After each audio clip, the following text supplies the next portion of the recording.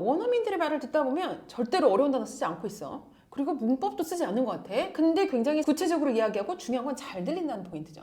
이런 거를 하기 위해서 여러분들은 자꾸 어휘력이 부족하다라는 포인트를 얘기해요. 절대 아니라고 말씀드렸어요. 특히 지난 시간에 Let's Speak With Me에서 논리적으로 말할 때 대명사로 문장을 연결하는 그 과정에서 여러분이 선생님 저는 이게 어려워요를 어휘 때문이라고 얘기한다고 했는데 어휘 때문이 아니라고 했어요. 여러분이 알고 있는 중고등학교 어휘로 실제로 이게 가능하다는 걸 보여드릴 건데 이게 왜 가능하냐면 그들의 영어식 사고 때문이다. 근데 우리는 한국 사람이 영어식 사고를 갖기 어렵다고 했어요. 그래서 교정용어에서 영어식 사고를 위한 하나의 틀을 제공해 드린다고 했죠. 어떻게? 내가 하고 싶은 말이 담겨있는 명사를 하나 찾아라. 명사를 전치사로 수식을 하다 보면 얘가 어디에 있다라든지 얘가 무엇을 위해 있다라든지 얘가 학교를 가기 위해 가벼운 건지 얘가 언니를 위해 비싼 건지 이런 것들이 완성되기 때문에 명사, 전치사, 형용사, 형명전의 구조를 꾸준하게 연습하다 보면 진짜로 쉬운 단어로 영어식 명사구로 완성할 수 있으며 그 과정을 통해서 우리는 쉬운 어휘로 논리적으로 말할 수 있다인데 심지어 오늘 보시면 알겠지만 문장 없이도 논리가 끝난다는 걸 느끼시게 될 거예요. 한번 연습해 볼게요. When was your hardest time? 이라고 물었을 때 꼭 나오는 질문이에요.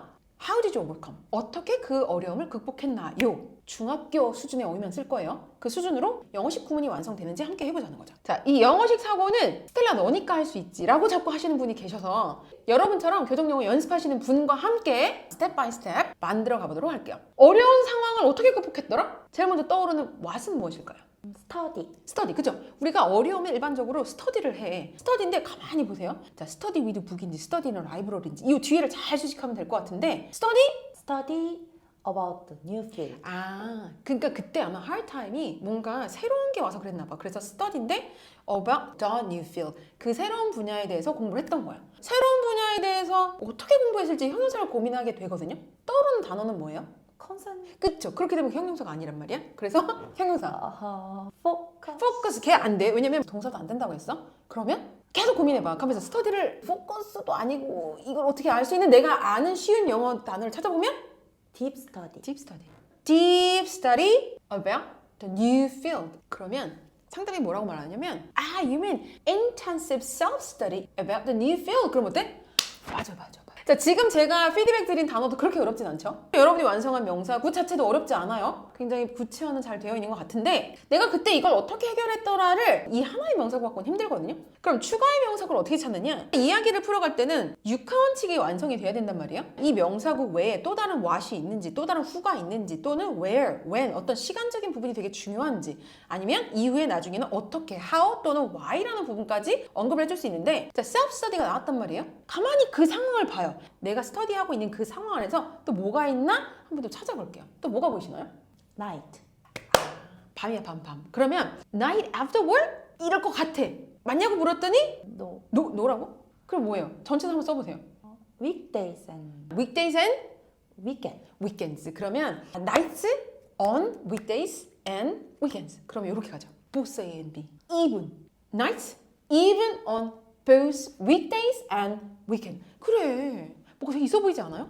어려운 단어 하나도 없다 했어요. 그냥 내가 하고 싶은 말을 이렇게 명사를 전치사로 수식을 해봤더니 weekends와 weekdays가 나왔으니까 both A and B. 여러분 사실은 패턴을 외워서 쓰는 게 아니고요. 무슨 말을 하고 싶은지를 봐서 그 메시지를 담을 수 있는 녀석이 거꾸로 이렇게 들어와야 된다고. 왜 그걸 우리가 못 썼냐면 한국식으로 하다 보니 우리가 배운 영어식 구조와 이게 매칭이 안 되는 거지. 한국식은 오른쪽에서 왼쪽 방향, 영어는 왼쪽에서 오른쪽 방향. 그러니까 이게 갈 수가 없다 이거죠. 그러니까 이렇게 한 점을 계속 전치사로 수식하는 방식으로 하다 보면 even on도 썼고 both A and B도 쓰게 됐어요. 이 앞에 쓸 수 있는 형용사가 뭐겠어요? Every night. 그렇죠. Every night, even on both weekdays and weekends. 와우. 그러니까 몇 날 며칠을 그냥 주말 포함해서 열심히 self-study 했던 거네요. 그래서 어떻게 how overcome을 했을까가 되게 궁금하거든요. 어떻게? Concept. 컨셉. 무슨 컨셉이지? 프로젝트 컨셉을 잡았다는 건가? 전치사 붙여볼게요. Concept of many principles. 이게 뉴필드다 보니까 되게 많은 원리들이 있었나 보다. 그쵸? 그래서 컨셉은 컨셉인데 concepts of many principle인데 아마 practical principle이지 않을까. 그죠? 아니면 essential principle. 이렇게 말하고 보니까 또 떠오르는 게 혹시 있을 수 있어요. And basic notions. 그죠. principle and notion. 이 단어는 좀 어렵다고 할 수 있는데 중학교 책 찾아봐야 나와요. 개념과 원리. 원리와 개념. 기본 단어네요. 그죠? 그래서 굉장히 practical and principle and basic notions. 어떤 컨셉이 잡혔었냐면요를 깊이 고민했더니 어렵지 않은 단어인데 너무 정확하게 전달되지 않아요? 컨셉 앞에 형용사 넣어야 돼. 어떤 컨셉? useful. Useful Concept. concepts of Many many practical practical principles and basic notions. 어려운 단어 있어요, 없어요? 없어요. 없어요. 여러분들이 한국식으로 생각을 열심히 해봐야 어차피 이 구조를 잡아낼 수가 없기 때문에 작은 한 점, 전치사, 형용사 계속 익숙해지시는 수밖에 없거든요. 그럼 상대방이 뭐라고 할 것 같냐면 you mean it help you to understand them very fast. 바로 캐치업하는 거죠. 몰라갖고 이렇게 공부했더니 이제 빨리 이해해가지고 프로젝트를 진행했다는 거구나.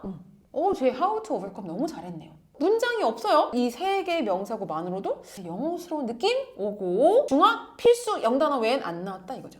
한 번만 더 연습해 볼게요. 왜냐면 요번에만 그랬다고 할 수 있잖아요. How to overcome 할 때 또 다른 방식으로 좀 이제 또 극복하시는 분도 계시거든요. 지난 시간에 실제로 답변을 그렇게 하시기도 했거든요. 뭐가 딱 떨어지면 명사 하나 잡아보실래요? Senior. 그죠? 지난 시간에 우리 시니어 얘기했거든? 시니어 전치사 한번 붙여봤어요. 시니어 어떻게? 그때 무슨 표현을 썼는지 궁금하지 않아? 지금 다시 고민해보세요. Senior with lots of field experience. 그렇죠. 그럼 상대방이 뭐라고 할 거 같냐면 you mean the senior with the relevant field experience. 뭔가 그 분야에 적합한 경험을 갖고 있는 사람이었구나 라고 상대방은 이해하거든요. 그럼 이 명사와 전치사를 어떤 형용사로? Kind. 그죠? 이거 관련된 뭔가 very brilliant, smart한 사람이 아니었고요. kind였습니다. 그러니까 이 형용사는 정답이 없다는 거예요. 내가 무슨 말을 하고 싶은지 이 시니어가 이런 경험을 갖고 있었는데 심지어 kind했던 거야. 그래서 지난번 스피킹 할 때 우리가 also라는 표현을 썼고 이런 맥락이 들어올 때 not only kind but also experienced 이런 표현을 쓸 수 있는 거거든요. 그러니까 정답 없다예요. 명사 잡고 전치사, 형용사. 계속 가볼게요. 그거 하나 갖고는 그래서 문제가 해결되었습니다. 까진 가기 어려우니까 육하원칙이라는 틀 안에 이 이미지를 벗어나지 않는 영역 안에서 또 다른 what, who, where and when 무엇이 더 있는지 추가 명사를 찾아볼게요. Time. time. 뭐 그렇죠. 타임에 대한 언급을 하고 싶은 건 같은데 전치사로? Time. 어떤 타임이었을까? On my request. every time on my request인 것 같아. 그죠? 내가 뭔가 요청을 할 때마다 진짜 할 때마다였나? Not every time. not every time이라고? 그 not every time 뭐가 좀 이상한데? But a short time. 항상은 아니었지만 짧게라도 on my request에 했다는 거구나. 그거 완성된 명사구를 보니까 또 추가적으로 할 말이? And my questions. request였는데 with my question이었나 보다. 뭐 or question일 수도 있고 with my question일 수도 있고 이제 그런 전치사는 이제 본인이 진짜 어떤 메시지를 전하냐에 따라 다르겠지만 매번은 아니지만 내가 원할 때 어떤 질문이 있을 때 되게 짧게라도 너무 그 상황이 잘 전달되지 않았나요? 문장 없어요? 자, 여기서 중학교 수준의 영어를 벗어나는 거 있다 없다? 없다. 절대로 어휘 탓 아니고 이런 쉬운 어휘를 영어식 구문으로 담아내는 연습을 못했기 때문에 작은 한 점을 확장하는 이 연습을 못해서 그리고 대명사를 사랑하지 않는 특징 때문에 우리는 쉬운 영어로 논리적으로 말을 못했구나 라고 계속 느끼실 거예요. 자, 그러면 상황은 있어요. 시니어가 있고요. 얘가 어떤 question이나 request가 있을 때마다 not every time이긴 하지만 short time이라도 도움을 줬다는 거예요. 그래서 이게 어떻게 해결이 됐을까요? 거기에 어울리는 또 다른 명사는? Issue. Issues. 뭔가 지금 이런 것 때문에 이슈가 잘 해결됐다는 얘기인 것 같은데 그 이슈를 전치사로 수식해보면? Issues with ideas. 이슈마다 아이디어가 나왔다는 것 같은데 그럼 이슈가 메인이 아닌 것 같은데? 그런 상황에서 결국 뭐가 메인이겠어요? 이슈가 아니고 ideas. 그럼 순서를 좀 바꿔야 돼. 이게 명사구를 하다 보면 이게 한국식 사고가 아니다 보니까 순서가 좀 뒤집힐 때가 있거든요. 그럼 ideas on unexpected issues. 그렇죠.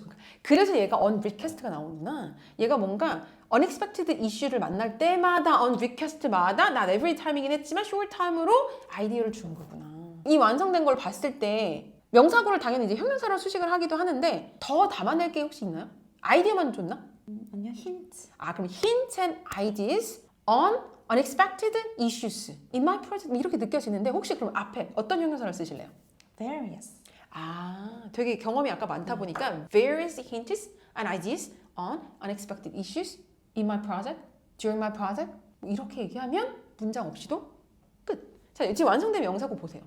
이 사람이 무슨 말을 하고 싶은지 작은 한 점에서 이렇게 자꾸 하는 연습을 하다 보면 나중에는 하고 싶은 한국말이 들어와도 이 작은 한 점을 활용하고 그다음에 대명사를 활용하는 이 스킬을 같이 가지게 되다 보니까 뭔가 삐그덕거리는 소리 없이 영어식으로 잘 굴리게 된다는 거죠.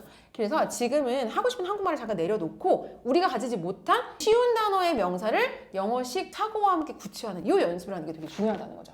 다음 시간에 우리 계속 이렇게 중학생 수준의 어휘로도 영어식 구문을 만들어낼 수 있다는 것 또 다른 주제를 함께 연습할 거니까 계속 구독하시고 알람 설정 해놓으시고요.